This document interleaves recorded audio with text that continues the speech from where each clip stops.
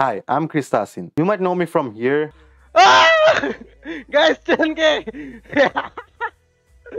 10k guys. এখান থেকে What's up, guys? Welcome back to another video. It's your boy Krista Asin and welcome to the channel. Yes, guys, এক বছর পরে আমি আমার video নিয়ে চলে আসি তোমাদের মাঝখানে আর এখানে।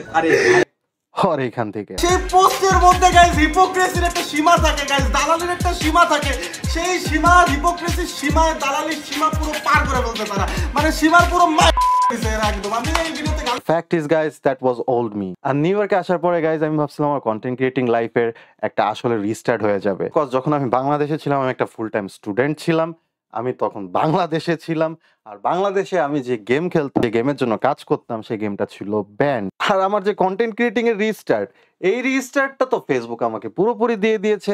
আমার যে মেইন ফেসবুক আইডি ছিল, যে আইডি থেকে মানুষজন আমাকে সব থেকে বেশি চিনতো, সেই আইডিটা ফেসবুক ডিসেবল করে দিছে। আইডির সাথে গেল আমার পেজ মাই বেবি, যেখান থেকে ম্যাক্সিমাম মানুষজন আমাকে চেনার কথা। And it was a good thing guys. আমার ফেসবুক পেজটা যদি থাকতো, মোস্ট প্রবাবলি আমি কখনো গেমিং লাইফ থেকে বেরোইতে পারতাম না, গেমিং কন্টেন্ট ক্রিয়েটিং থেকে বেরোইতে পারতাম না। কিন্তু এখন আমার কাছে একটা চান্স আছে, আমি আমার এই নতুন পেজটা যেভাবে ইচ্ছা সেইভাবে সাজাইতে পারি।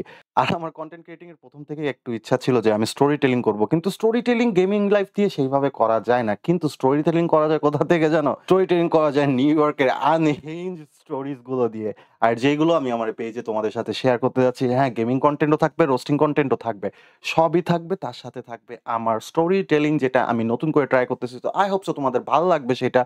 আর যারা যারা এই ভিডিওটা এখন ইউটিউবে দেখতেছো, ইয়েস গাইজ, আমার ফেসবুক পেজ আমার কাছে এখন আর নাই। যেটার ওনার ছিল আমার ওই অ্যাকাউন্ট, সেই অ্যাকাউন্টটা ডিসেবল হয়ে গেছে। ইভেন আমার ফ্রি ফায়ার আইডিটাও আমার কাছে নাই, যেটা দিয়ে আমি ফ্রি ফায়ার খেলতাম।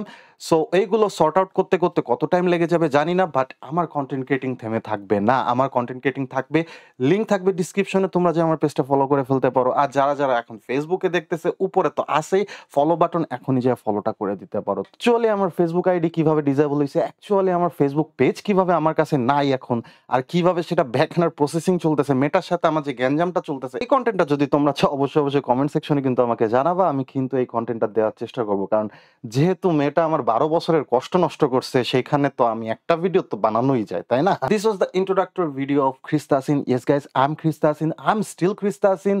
আমি এখনো Krista Asin আছি গাইস, তোমাদের ফেভারিট roaster Krista Asin আছি। And I'll be seeing you guys next time in another video or another live stream. Till next time, bye bye, adios amigos, and that's vidania survivors.